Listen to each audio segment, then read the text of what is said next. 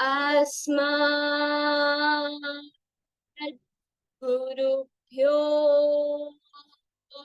नमः। अस्मत् परम गुरुभ्यो नमः। अस्मत् सर्वगुरुभ्यो नमः। श्रीमते रामानुजाय नमः। श्रीमात् पिता चरण कमलेभ्यो नमः। श्री राधा कृष्ण युगल चरण कमलेभ्यो नमः। श्री गौरी शंकर चरण कमलेभ्यो नमः। अखंड मंडलाकारं व्याप्तं चराचरं तत्प्रदं दर्शितं येन तस्मै श्री गुरुवे नमः। गजाननं भूतगणादिसेवितं कपित्थजम्बो फलचारुभक्षणम् उमासुतं शोकविनाशकारिकं नमामि विघ्नेश्वर पादपङ्कजम्। श्री लक्ष्मीनाथ समारंभां नाथयामुनि मध्यमाम् अस्मदाचार्य पर्यन्तां वन्दे श्री गुरु परम्पराम्। कर्पूरगौरं करुणावतारं संसार सारं भुजगेन्द्रहारं सदा वसन्तं हृदयारविन्दे भवं भवानी सहितं नमामि। नमामि शमीशान निर्वाण रूपं विभं व्यापकं ब्रह्मवेद स्वरूपं निजं निर्गुणं निर्विकल्पं निरीहं चिदाकाशमाकाशवासं भजेऽहम्। ऐ गिरिनन्दिनि नन्दित मेदिनि विश्वविनोदिनि नन्दनुते गिरिवरविन्द शिरोधिनि वासिनि विष्णुविलासिनि जिष्णुनुते भगवति हेशितिकण्ठ कुटुम्बिनि भूरि कुटुम्बिनि भूरि कृते जय जय हे महिषासुरमर्दिनि रम्यकपर्दिनि शैलसुते मा रम्यकपर्दिनि शैलसुते। शान्ताकारं भुजगशयनं पद्मनाभं सुरेशं विश्वाधारं गगनसदृशं मेघवर्णं शुभांगं लक्ष्मीकान्तं कमलनयनं योगविधानगम्यं वन्दे विष्णु भवभयहरणं सर्वलोकैकनाथं। कृष्णाय वासुदेवाय हरये परमात्मने प्रणतः क्लेशनाशाय गोविन्दाय नमो नमः। राधा साध्यं साधनं यस्य राधा मंत्रो राधा मंत्रदात्री च राधा सर्वं राधा जीवनं यस्य राधा राधा राधा वाञ्छे किं तस्य शेषम्। रामाय रामभद्राय रामचन्द्राय वेदसे रघुनाथाय नाथाय सीताय पतये नमः। श्री अंजनानंदनं वीरं जानकी शोकनाशनं कपीसमक्ष हन्तारं वन्दे लङ्काभयङ्करम्। श्री भक्ति भक्त भगवंत गुरु चतुरनाम वपुए के पद वंदन किए नाशत विघ्न अनेक, नाशत विघ्न अनेक, नाशत विघ्न अनेक। परम मंगलमय, परात्पर, पर ब्रह्म परमात्मा, अकारण करुणा वर्णालय, भक्तों के कल्याण करता, प्रजा के पालन करता, सृजन करता एवं संहार करता, विज्ञान से परे ज्ञान के मूलाधार, श्री आकाश आदि अष्ट मूर्तियों वाले पार्वती नाथ, भोलेनाथ, उमापति, शिवभूतनाथ, साम सदाशिव भगवान के चरणों में मेरा कोटि कोटि वंदन है। उनकी पराम्बा शक्ति भगवती, जगत जननी, जगत माता, जगदीश्वरी, इस पूरे संसार का पालन करने वाली श्री जगदम्बा आदि शक्ति माँ पार्वती के चरणों में भी कोटि कोटि प्रणाम। श्री गुरुदेव भगवान जिनकी कृपा से ये मूर्ख कुछ बोलने के काबिल बना।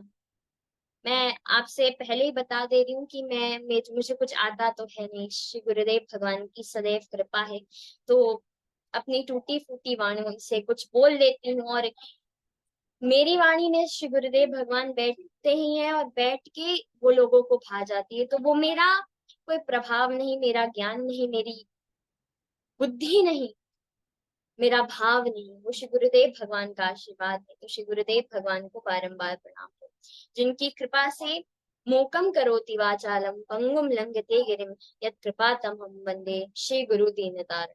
तो ऐसे गुरुदेव भगवान जिनकी कृपा से एक मूढ़ व्यक्ति में जैसा मूर्ख व्यक्ति भी ज्ञान की बातें बोल सकता है, उनके चरणों में प्रणाम करते हैं, बारंबार वंदन करती हूँ और अभिनंदन करती हूँ। और वही श्री शाम सदाशिव भगवान और जगत जननी माँ पार्वती आप सभी के हृदय में विराजमान है, जिससे आप ये कथा श्रवण कर पा रहे हैं। क्योंकि कथा सबको मिलती नहीं। वो बाबा तुलसीदास ने बड़ी अच्छी बात लिखी है, सबने सुनी भी होगी, कि धनदारा और लक्ष्मी पापी के भी हुए। क्या धनदारा और लक्ष्मी पापी के भी हुए? धन, पत्नी, सुख, ये सब तो पापी के। रावण के पास सोने की लंका थी, धन के पास उसकी कमी थी, उसके पास धन की, तो क्या वो पुण्यात्मा बन गया? और कितनी स्त्रियां थी उसकी, वाल्मीकि रामायण पढ़िए, इतनी स्त्रियां जिनका वर्णन स्वयं मनवंतरी ने किया है। तो उसके पास धन भी था, स्त्रियां भी थी, सब तो सारे सुख थे उसके पास, लंकेश था, सब सुख था। तब भी तुलसीदास जी ने उसे कोई पुण्यात्मा नहीं लिखा, पापी का। क्यों? क्योंकि धनदारा और लक्ष्मी पापी के भी होए, संत मिलन और हरि कथा तुलसी दुर्लभ दोए। दो ही चीजें दुर्लभ है, एक तो किसी संत का मिलन, कोई संत मिल जाए, और संत मिलने से सेकंड वाली चीज, दूसरी वाली चीज अपने आप हो जाती है, कथा अपने आप मिल जाती है। तो दुर्लभ क्या है? कहते हैं ना कि ये चीज मिलना बड़ा मुश्किल है। जैसे हीरे तो दुनिया में बहुत है, पर एक की इंपॉर्टेंस बहुत होती है, कोहिनूर। तो वैसे ही ये शिव कथा कोहिनूर है। दुनिया में हीरे हैं, पर जिसने इस कथा का श्रवण किया है, शिव कथा का श्रवण किया है, कहा है, सुना है, कुछ भी किया है, तो इस कथा का प्रभाव उसके पास फिर हीरा नहीं है, उसके पास फिर डायरेक्ट कोहिनूर, विश्व का सबसे अनमोल हीरा है, उसके पास विश्व की सबसे अनमोल वस्तु है। क्या? कथा। क्योंकि यही दुर्लभ है, बाकी तो आपको मिल ही जाएगा सब कुछ। इसके योग्य बनना पड़ता है, और योग्य ना बन पाओ तो दूसरा तरीका कथा मिलने का क्या? भगवान भोलेनाथ की कृपा। वो किस पे कृपा करते? पर कृपा भी तभी मिलती है जब आपके अंदर प्रेम होता है। कृपा बरस रही है, जैसे बारिश होती है, तो बारिश हर जगह हो रही है। अब बारिश हर जगह हो रही है, कोई अपने घर की छत पे खड़ा है, तो किसी के हाथ में गिलास है, उसने ग्लास रखा, बारिश में वो ग्लास भर गया। किसी के पास बाल्टी है, बाल्टी भर गई उसकी, किसी के पास ड्रम है। तो कृपा तो सब पे बराबर बरस रही है, सब पे बरस रही है। ऐसा कोई जीव नहीं जिसपे सदाशिव की कृपा नहीं। ये मेरी गारंटी है कि ऐसा कोई विश्व में जीव नहीं जिसपे उस परमात्मा की कृपा नहीं। कृपा क्या है? कृपा है कि आपको भोजन मिल जाए जीवित रहने के लिए, एक वस्त्र मिल जाए सिर्फ शरीर ढकने के। ये नहीं कि आज ये साड़ी पहनी, आज वो कोट पैंट पहन लिया, वो नहीं। शरीर ढक जाए इतना कपड़ा मिल जाए। और देखिए, कोई सोने की जगह मिल जाए, कोई विश्राम की जगह। तो संत महापुरुषों ने अपना बिस्तर धरती को बताया है और आकाश को अपनी छत बताया है। तो कहीं ना कहीं व्यक्ति इन तीनों के साथ जीवन निर्वाह कर सकता है। तो ये आपको मिलेंगी कैसे? कृपा से। ये सब पे बरस रही है थोड़ी बहुत। पर किसी का ड्रम क्यों भरता है, किसी का सिर्फ ग्लास क्यों भरता है? वो ग्लास, वो ड्रम आपका भजन है।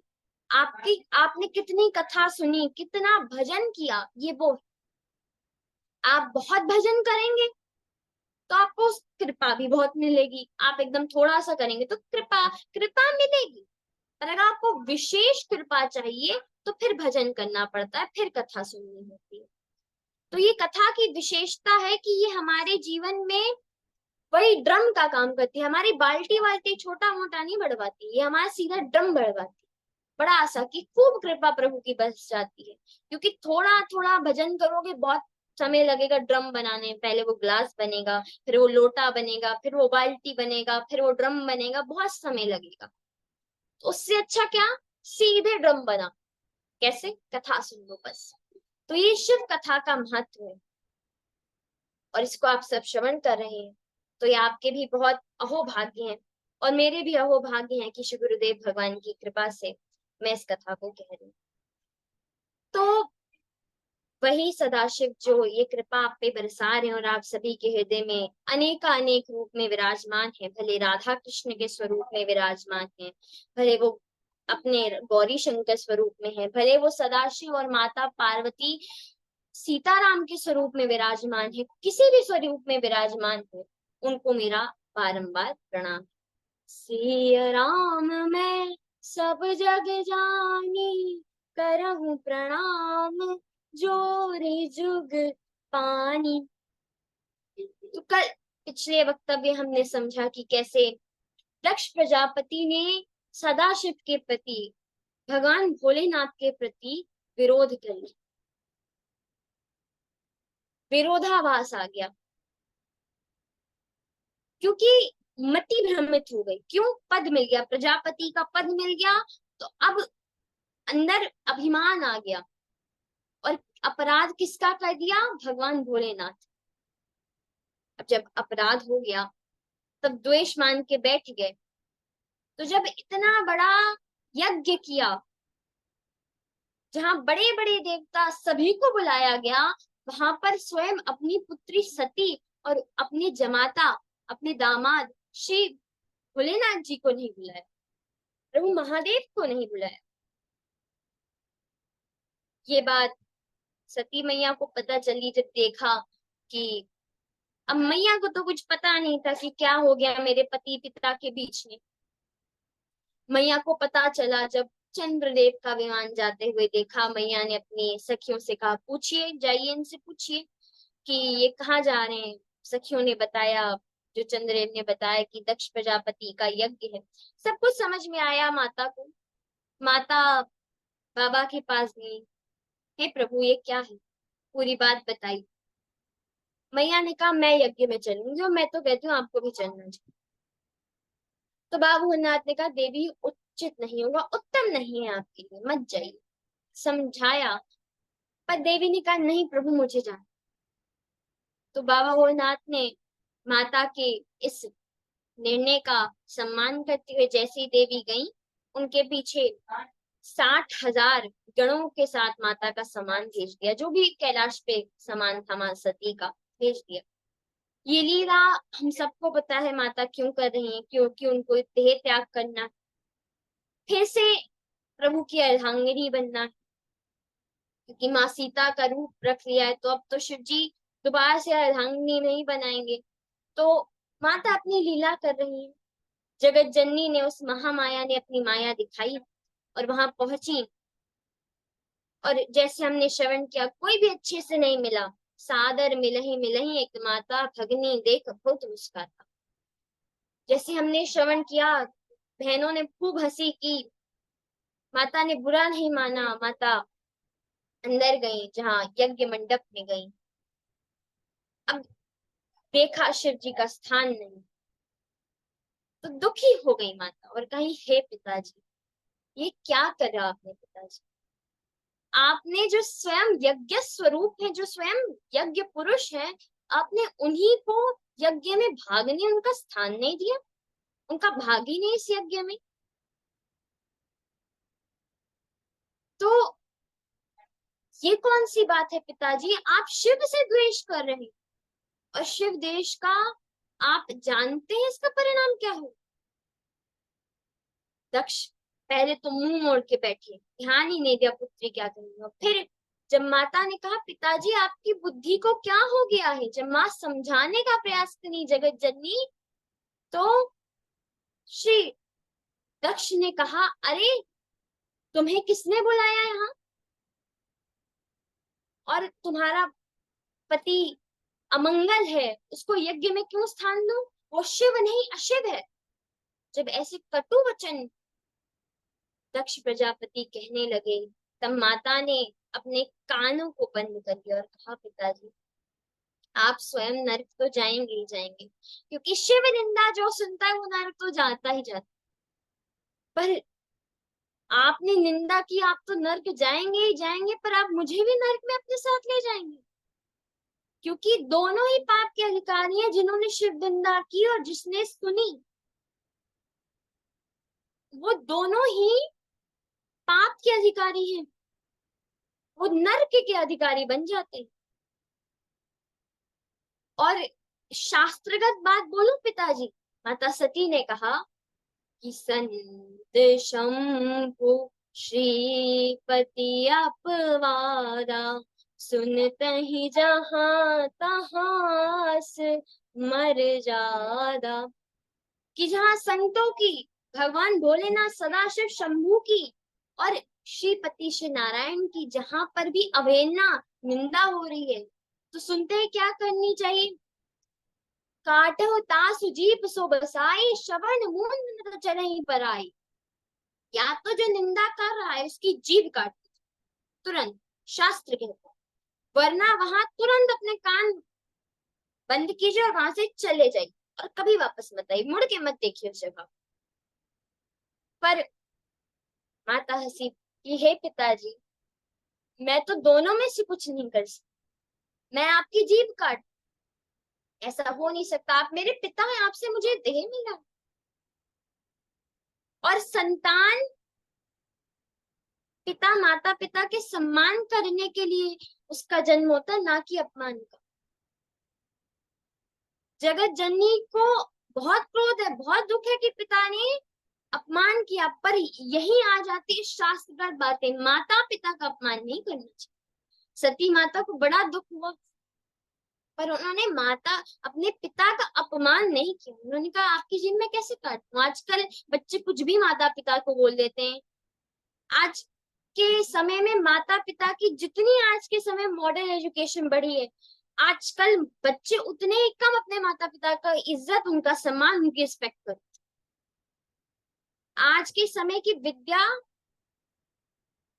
आप देख लीजिए, जो गांव का एक व्यक्ति होगा वो अपने माता पिता का ज्यादा सम्मान करेगा, जो कम पढ़ा लिखा है। पर आजकल का पढ़ा लिखा समाज अपने माता पिता की कोई इज्जत नहीं करता, कोई रिस्पेक्ट नहीं करता। There is no respect in the relationship between parents and their children, there is no respect, कोई सम्मान रहा ही नहीं माता पिता। पहले के समय में लोग माता पिता के चरण छू के दिन शुरू करते थे, भगवान भी करते थे, प्रातः काल उठ के रघुनाथा मात पिता गुरु नाम ही माता। सबसे पहले भगवान उठ के माता पिता और गुरु को प्रणाम करते थे। आज क्या? आज उठे, नहाए तो नहाए, ना नहाए तो ना नहाए, निकले मोबाइल लेते हुए, गुड बाय हो गया, निकल गए, ना माता जी के पैर छुए ना पिताजी के पैर छुए। और आप कहते हैं हमारे जीवन में सुख नहीं है। मैं आपको गारंटी से कहती हूँ, जो भी व्यक्ति सुबह उठ के अपने माता पिता के चरण छूता है, जो भी व्यक्ति, सिर्फ माता पिता की सेवा का फल इतना है कि भगवान प्रसन्न हो जाते हैं। अगर कोई निष्काम भाव से अपने माता पिता की सेवा कर ले तो प्रभु उसे भी मोक्ष देते हैं। मोक्ष के अनेक साधन बताए गए। माता पिता की सेवा कर ले निष्काम भाव से, जिन्होंने ये देह दिया उनकी निष्काम भाव से सेवा कर लो। गुरु की निष्काम भाव से सेवा कर लो। गुरु जी की सेवा करे तो ये नहीं गुरु जी हमको ये दे जाए, गुरु जी हमको वो दे जाए, नहीं, उनकी सेवा कर लो। किसी संत की निष्काम भाव से सेवा कर लो, किसी महापुरुष की निष्काम भाव से सेवा कर लो, किसी भी व्यक्ति की निष्काम भाव से सेवा कर लो। कुछ लोग होते हैं ना, सबकी निष्काम भाव से सेवा करते हैं। या भजन कर लो, भगवान का नाम जप कर लो। बड़े साधन बताए गए हैं, साधन तो अनेक, पर माता सती कहती है धर्म ये है कि आप मेरे पिता हैं। भले आप कुछ भी कहें, भले आप भगवान शिव की निंदा करें, मैं आपकी जीभ नहीं काट सकती। क्या भगवती समर्थ नहीं थी? दक्ष को एक क्षण में भस्म करने के समर्थ थी माँ जगत जननी भगवती। एक क्षण में, वो जगत जननी जगत माता है, वो कुछ भी एक क्षण में कर सकती है। क्या वो दक्ष की जीभ नहीं काट सकती थी? वो दक्ष को वहीं भस्म कर सकती थी। ब्रह्म संहिता में ब्रह्मा जी क्या लिख रहे हैं जगत जननी के? सृष्टि स्थिति प्रलय साधन शक्ति रेखा।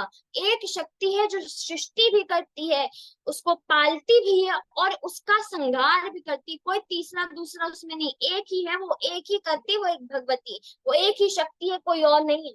सृष्टि स्थिति प्रलय साधन शक्ति रेखा, वो एक भगवती ये तीनों काम करती है। क्या वो दक्ष की जीभ नहीं काट सकती थी? पर नहीं, मर्यादा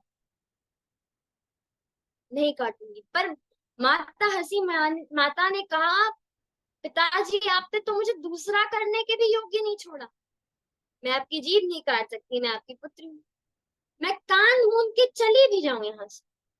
तो एक बात बताइए, कहीं विनोद में, कैलाश में मुझे बाबा हुएनाथ ने या किसी गण ने या किसी ने कोई मुझसे मिलने ही आया, उसने मुझे दक्ष कुमारी दक्ष नंदिनी कह दिया, तो मेरा क्या होता? जिसने मेरे पति का अपमान, उन सदाशिव भगवान का अपमान किया, उसकी मैं पुत्री हूं। ये तो मेरे दुर्भाग्य की बात है कि मैं आपकी पुत्री के रूप में जन्म ली। इसलिए जब तक ये शरीर रहेगा तब तक आपसे रिश्ता रहे।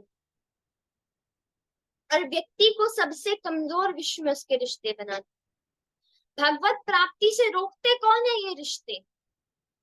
ये सहयोग भी करते हैं, ऐसा नहीं। बहुत लोग के अगर परिवार सहयोग ना करे तो क्या वो भजन में लग सकते? नहीं लग सकते, पर ये रोकते भी नहीं। माता ने कहा कि ना मैं जीभ काट सकती हूँ ना मैं जा सकती। आप पे प्रहार करने से पहले पिताजी तो मैं खुद वो प्रहार ले, तो मैं ये नहीं कर सकती। तो माता ने कहा कि अब मेरे पास एक ही साधन है, मैं शरीर को त्याग दूं जो आपने मुझे दिया। ये सोच के माता बैठ गई, उत्तर दिशा की तरफ मुख किया, आसन लगाया और अपनी दिव्य योगाग्नि को प्रकट किया। कोई सामान अग्नि भगवती को भस्म नहीं कर सकती, भगवती को जला नहीं सकती। योगाग्नि प्रकट की और उस योगाग्नि में स्वयं की आहुति दे दी और माता ने अपना शरीर त्याग दिया। बोली सती मैया की जय।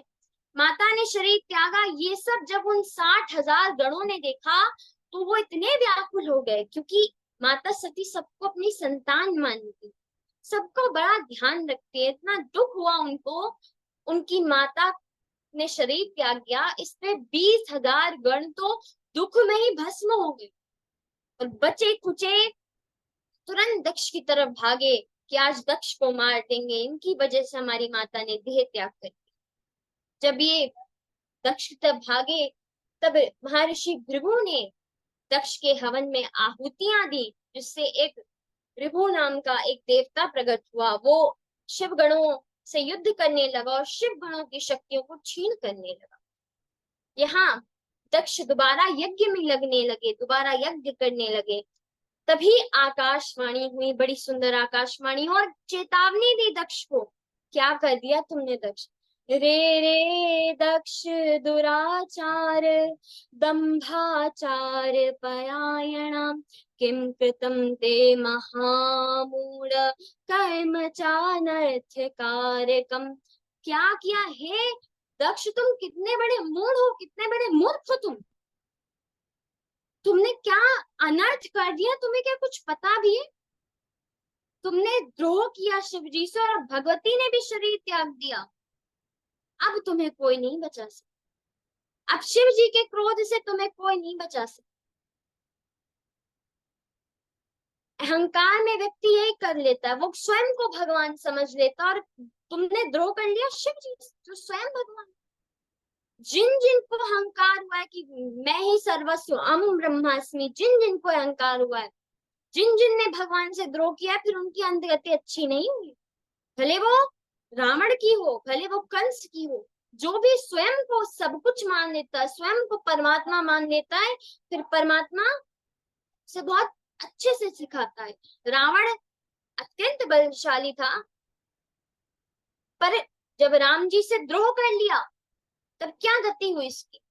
क्या कंस की गति? कंस बहुत बलशाली था, बहुत बहुत सारे राक्षसों का स्वामी था, मथुरा का पति था, मथुरा का राजा था, पर क्या हुआ अंत में? किससे द्रोह कर लिया? भगवान से द्रोह कर लिया। जिसके विमुख भगवान, अगर भगवान आपके विमुख हैं, तो आप कितने भी शक्तिशाली हो, आप हार जाओगे। दुर्योधन के विमुख थे भगवान, और एक शस्त्र नहीं उठाया भगवान ने, और पांडवों की सेना कम थी, जबकि अगर दोनों सेनाओं को आप देखें, तो जो दुर्योधन की सेना थी वो ज्यादा शक्तिशाली थी। भीष्म, पितामह भीष्म, द्रोणाचार्य, ठीक है, और कर्ण, दुर्योधन स्वयं बहुत बलशाली था, फिर दुशासन, ये बड़े बड़े बलशाली, और ज्यादातर फिर भगवान की जो नारायणी सेना थी वो भी दुर्योधन के पास। और पांडवों की सेना में पांडव तो थे, कुछ और महारथी थे, पर जहां पितामह भीष्म जैसे, और फिर जो 5 पांडवों में सबसे जो बलशाली है वो भीम और अर्जुन जी हैं, तो अर्जुन तो स्वयं ही विषाद में पड़ गए, वो तो स्वयं ही सोचे मैं कैसे लड़ूंगा इनसे। पर वही कहते हैं ना, आप कितनी भी बुरी स्थिति में हो, अगर आपके साथ भगवान है, आप कितने भी शक्तिशाली हो, आप हार जाओगे अगर आप भगवान के विमुख हो। क्योंकि कोई भी इस विश्व में भगवान के द्रोही को नहीं रख सकता, कोई भी इस विश्व में किसी में इतनी सामर्थ्य नहीं कि वो भगवान के द्रोही को रख सके। जब राजा अम्बरीश का अपराध कर दिया दुर्वासा ऋषि ने, हा निराश उपजी मन त्रासा गथा चक्र भय ऋषि दुर्वासा। जब भगवान के भक्त अम्बरीश का अपराध हुआ, जब भगवान का चक्र पीछे पड़ा, कोई बचा नहीं पाया था, तीनों लोग भागे, ब्रह्मलोक, इंद्रलोक, भगवान भोलेनाथ, कोई बचा नहीं पाया। तो सबसे कहा, तो बाबा भोलेनाथ को दया आ गई कि मेरे अंश हैं, ये तो मेरे भक्त हैं, तो फिर उनको रास्ता बताया कि कैसे जाके अब बच सकते हैं। परंतु भगवान के द्रोही को कोई रख नहीं सकता, वो नहीं रख सकता।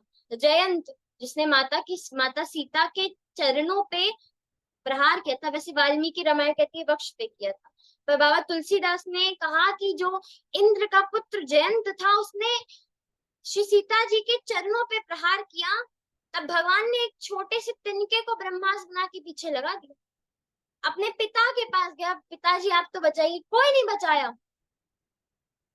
पर वही अगर आप भगवान की शरण जाओ, जैसे ही शरण गए ऋषि दुर्वासा, जैसे ही शरण गया जैन, प्रभु ने उसे क्षमा कर दिया। कितना बड़ा आपसे बड़ा बड़ा अपराध हो जाए, कितना बड़ा ही अपराध हो, अगर आप शरण आ जाते हो, तो भगवान शरणागत को कभी नहीं तजते, और जो शरणागत आ गया फिर उसका प्रभु देखेंगे।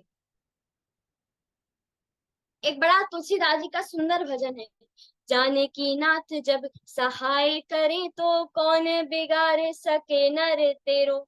कौन आपका बिगाड़ सकता है? आपका खराब कौन कर सकता है?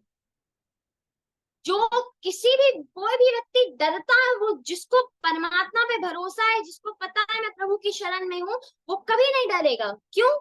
उसे पता है जानकी नाथ जब सहाय करे तो कौन बिगाड़ सके नर तेरो।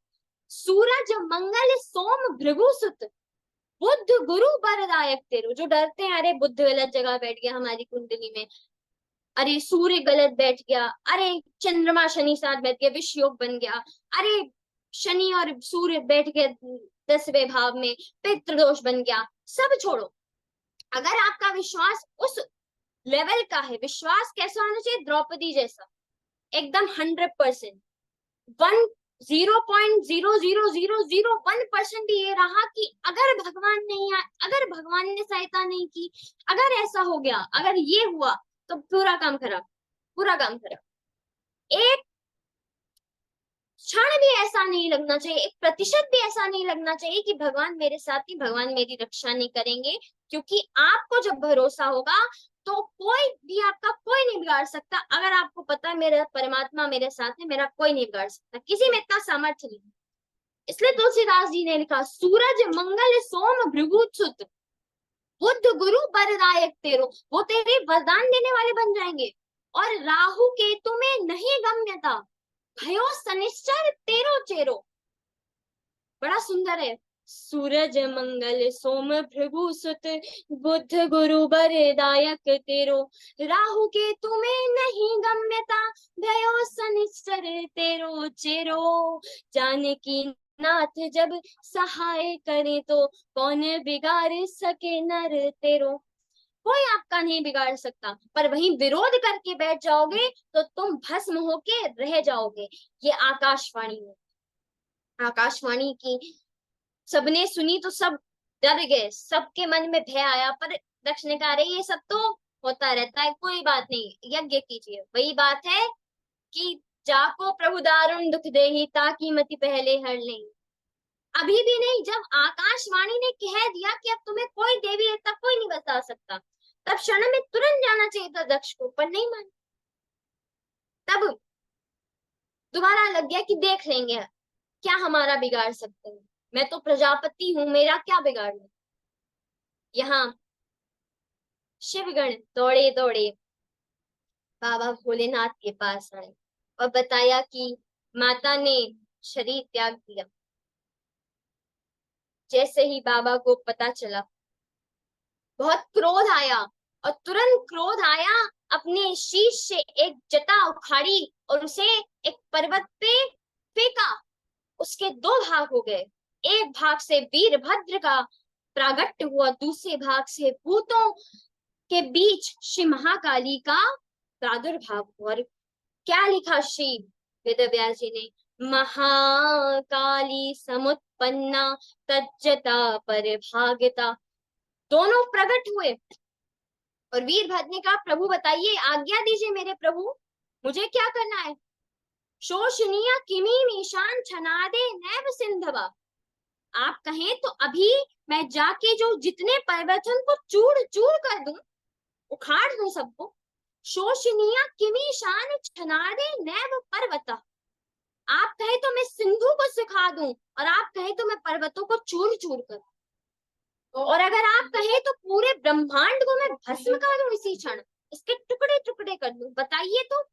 शोषणीय किमी निशान छनादे नैव सिंधवा, शोषणीय किमी निशान छनादे नैव पर्वता। जो बताइए, अगर कहेंगे कि इस ब्रह्मांड को विनाश कर दो, मैं ब्रह्मांड का विनाश कर दूंगा। मैं इस पूरे पर्वत, जितने भी पर्वत है इस पूरे पृथ्वी पे, सबको चूर चूर कर दूं, इस पूरे सिंधु को, जितने सिंधु सबको सुखा दूं। बताइए मुझे क्या। तब बाबा भोलेनाथ कहते, जाओ दक्ष का उस यज्ञ को दक्ष के सहित विनाश कर दो। ऐसी आज्ञा पाके महाकाली के साथ वीरभद्र निकल पड़ते हैं। समय का अभाव है, आगे की कथा हम अगले वक्तव्य में श्रवण करेंगे। और ये प्रवचन गुरु जी को समर्पित अपनी टूटी फूटी वाणी से मैंने जो कहा, गुरु जी की कृपा से कहा, तो क्षमा चाहती गुरु जी अगर कोई त्रुटि रह जाए, कोई गलती रह हो गई हो मुझसे। और सभी आप सब विद्युत जन हैं, आप सब सभी को ज्यादा पता है। मैं छोटी हूँ, मुझसे गड़बड़ हो जाती है, मुझसे गलतियां हो जाती हैं, तो छोटी समझ के मुझे क्षमा करेंगे और मेरा मार्गदर्शन करेंगे। बोले सदा शिव भगवान की जय। जी गुरु जी। चले, बहुत सुंदर पावनी, बहुत ही बढ़िया वक्तव्य आपका। कैमरा खुला। ठाकुर जी कृपा हमेशा बनी रहे। बहुत अच्छा। गुरु जी आपकी कृपा है और कुछ नहीं, मैं इधर बिल्कुल टाइम नहीं दे पा रही हूँ। मतलब दिन भर इधर कुछ थोड़ा बाहर से पढ़ना होता है, जैसे पुस्तकें हैं तो उनको भी समय देना पड़ता है, फिर भागवत जी को टाइम टाइम पे समय देना पड़ता है, फिर शिव पुराण को भी समय देना होता है डेली का, फिर प्रवचन की भी तैयारी, फिर अभी मैं गीता जी को अभी मैं पूरा, पिताजी ने कहा है कंठस्थ करो, तो 2 श्लोक डेली गीता जी के कंठस्थ कर रही हूँ। फिर इधर पिताजी से ज्योतिष विज्ञान सीख रही हूँ, तो सब करने में थोड़ा गड़बड़ हो जाती है मुझसे गुरु जी, तो बहुत इसलिए अच्छा, क्षमा चाहती हूँ अगर इसमें कोई चूक हो जाए। बहुत अच्छा। डॉक्टर साहब हमारे सुन रहे हैं, बड़े प्रसन्न है। बहुत अच्छा। बहुत सुंदर पावनी जी। वही बात दोबारा बोलूंगा, एक बोतल पानी भेज दो। भैया जी ऐसा मत कहिए, आप हमें पाप चढ़वाएंगे। गुरुजी मेरे पास एक प्रश्न है।